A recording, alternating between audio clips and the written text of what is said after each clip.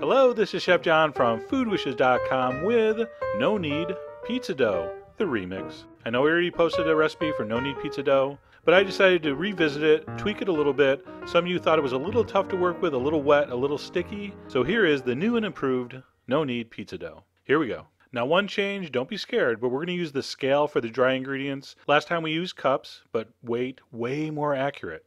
So I'm going to start with 2 ounces of whole wheat flour, and then 16 ounces of white flour. Ooh, check it out, my cat just walked by. By the way, don't write these down. All the ingredient amounts will be on the site as usual. Then we're going to go with a 1/4 teaspoon of dry active yeast, a 1.5 teaspoons of fine salt, 1/4 teaspoon of sugar, and 2 tablespoons of regular olive oil. And then last but not least, warm, not scalding hot, 1.5 cups of warm water, like bath water, 90 degrees to 100 degrees, perfect. Now this is a no-knead dough. I didn't say it's a no-stir dough. So we're going to take a spatula and we're going to stir all that together and keep stirring and stirring and stirring for about, 3 or 4 minutes until you have this, a sticky, kind of firm but extremely sticky ball of dough that will pull away from the sides of the bowl, and it will look exactly like that. All right, we're going to cover that with plastic.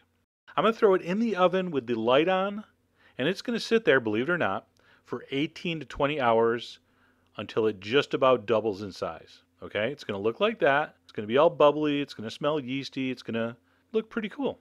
All right, so you're going to flour your work surface very well, and then use a spatula to scrape it onto the board. And you can see, even though there was really no kneading done, how just beautifully elastic that dough is. It's incredible. All that gluten was developed just through sheer time. So we're going to add a little flour to the top, flour our hands, and just pat it down to flatten it out. Get it into like a rectangle shape, only so it's easy to cut into 4 equal pieces. So this will make like 4 8 or 9 inch pizzas. Okay, so after you've done that, my favorite part. All right, form it into a ball, put a little extra flour on it, just enough to keep it from sticking. And then we're going to do what I call the rotate, stretch, and tuck. All right, RSAT for short. So you're going to slowly rotate it around in your hands. While you're doing that, you're stretching the dough from the top down underneath, and you're tucking it in the bottom with your fingers. So maybe go around 5 or 6 times, although you're going to be tempted to do more because it just feels so incredibly good.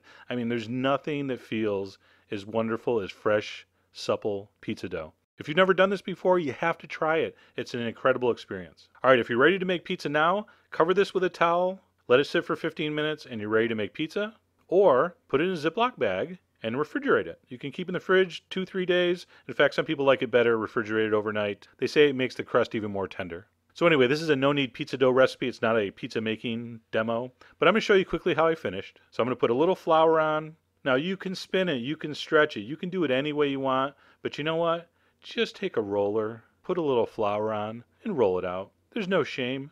Don't let those pizza snobs tell you you can't use a roller. Like I said, this is going to make about a 9-inch pizza. So I'm going to roll that out. I think this particular dough works better for thin crust than thick, but either way, it'll work. I'm going to take a sheet pan with a little bit of cornmeal, put your dough down, and then don't be an American. And by that I mean don't put 4 cups of sauce and 7 pounds of cheese on. Just barely enough sauce to cover. I'm going to go with some hot pepper flakes, some fresh basil and oregano from my garden, and then of course some mozzarella. By the way, if you can grate your mozzarella, it's probably not that good. The good stuff is just too soft and creamy to grate, so this is why you see me with these kind of little cubes. All right, and again, not too much. Good pizza is an exercise in restraint. And I would have done a little light dusting of Parmesan, but I was out, so I didn't. All right, I'm going to use the famous bottom of the oven method. So as high as your oven will go, mine's at 550. I'm going to place the pan right on the bottom of the oven for 4 minutes, which is going to help crisp up the bottom. I'm going to transfer it to the middle rack for another 5 or 6 minutes until it looks like that. Beautifully golden. The bottom will be slightly charred and crispy, or at least it should be. All right, get it off the pan onto a rack so the bottom doesn't get soggy. And let it cool for a couple minutes. 3rd-degree molten cheese burns are not fun.